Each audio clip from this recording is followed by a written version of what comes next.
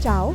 Oggi vi mostro come poter realizzare questa simpatica decorazione che può essere ideale per l'albero di Natale o per regalare qualche pensierino a qualche amica o come sarà nel mio caso probabilmente un segnaposto per Natale. Il progetto è davvero molto semplice. Il cartamodello sia del gingerbread che del cuoricino, che come vedete è una specie di piccolo sacchettino, lo potrete scaricare gratuitamente dal sito www.craftonline.it. Vi mostro come farlo. Allora, per quanto riguarda il cuoricino, troverete appunto il cartamodello che dovrete ritagliare e disegnare poi su un pezzettino di feltro abbastanza spesso, perché deve avere un pochino di consistenza, altrimenti tutto si sciupa. Lo disegnate così come lo trovate sul cartamodello e dove io avrò scritto di cucire dovrete cucire questi piccoli tratteggi centrali che servono perché mi devono aiutare a poter piegare più facilmente i cuoricini. Poi io ho anche evidenziato alcuni puntini dove, volendo, se avete l'attrezzatura giusta o magari con una forbice, potete fare anche i buchini del cuoricino, in modo da poterci passare un filo per appendere o il nastrino per poterlo proprio chiudere. Ci sono le tracce, no? Disegnate. Ok. Per montare questo sacchettino usiamo la colla a caldo. Quindi piego questo piccolo pezzettino centrale sulla base, metto un pochino di colla e piego uno dei lati. Naturalmente me lo devo guardare bene e anche sempre aspettare che la colla attacchi bene. Ok, uno. Poi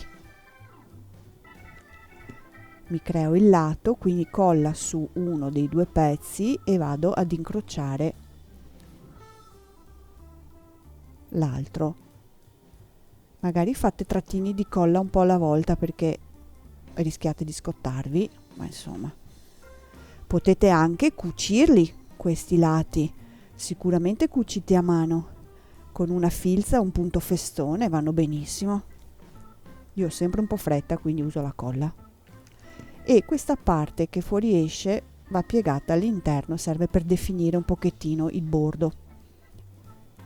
Questo è uno, l'altro viene fuori in automatico, devo solo piegare il bordo in modo che abbia una logica con quello dalla parte opposta. E questo, fatto un po' alla svelta, è la base, il sacchettino.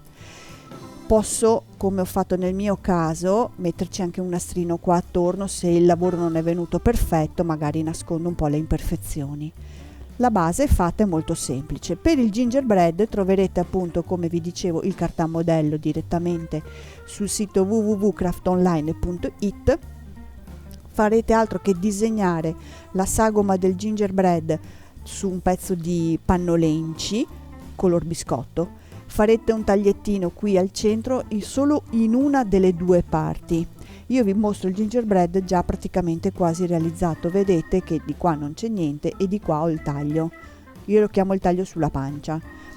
Serve per girare sul dritto l'intero lavoro, quindi va cucito tutto attorno perché è solo questo il pezzo tramite il quale girerò il biscotto sul dritto, e poi va imbottito, tanto poco come vi piace, purché gli possiate dare una bella forma.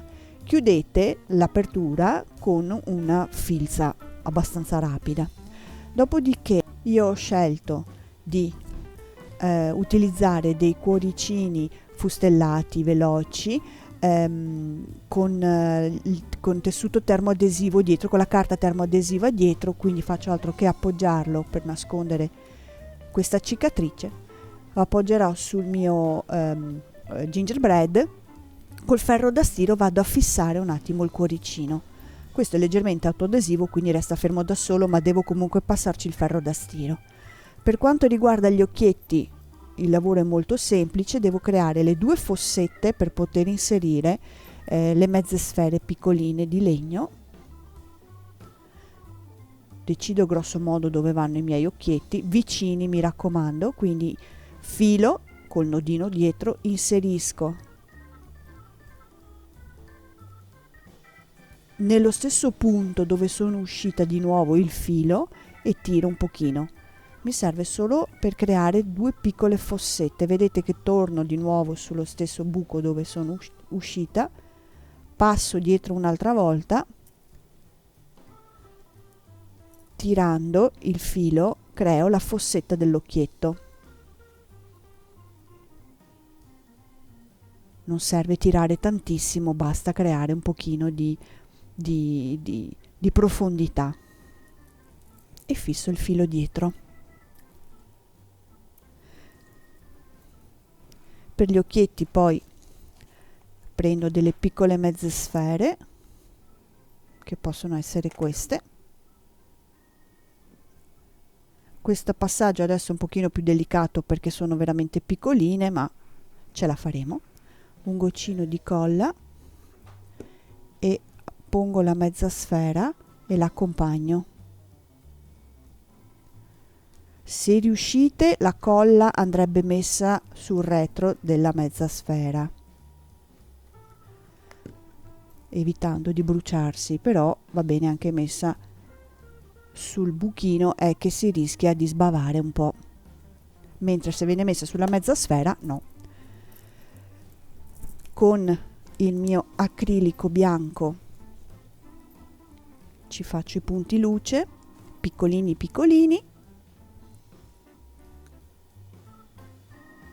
uno un po' più grandino, uno un po' più piccolino, e con il fard arrossisco un pochino le guance.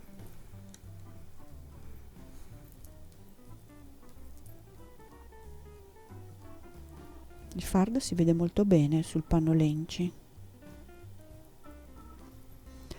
Adesso in merceria sicuramente trovate la spighetta a zig zag. Io prendo quella bassa e non faccio altro che finire di decorare con la panna il mio piccolo ginger, quindi una traccia di colla sulla testa e faccio altro che incollare lo zig zag. Ok? Procedo sia per la testa che per le gambe che per le braccia. La panna nel biscottino va un po' dappertutto, a pezzettini, così, là, e poi un pezzettino qui sul braccio, in questo modo, e sulle gambe come ho fatto qua. Io qui ho girato tutto attorno. Quello che ho scelto, e poi naturalmente mettiamo un fiocchetto finale per nascondere un pochettino la parte sotto del biscottino. Quello che ho scelto io di fare in questo mio progetto è quello di incollare nel retro del biscottino una spilla, se riesco ad aprirla, ecco, ok, nel senso che io avevo piacere anche che non fosse tutto perfettamente per forza così il progetto, ma che io potessi utilizzare anche i due pezzi in maniera diversa. Quindi ecco a voi il mio piccolo progetto per Natale.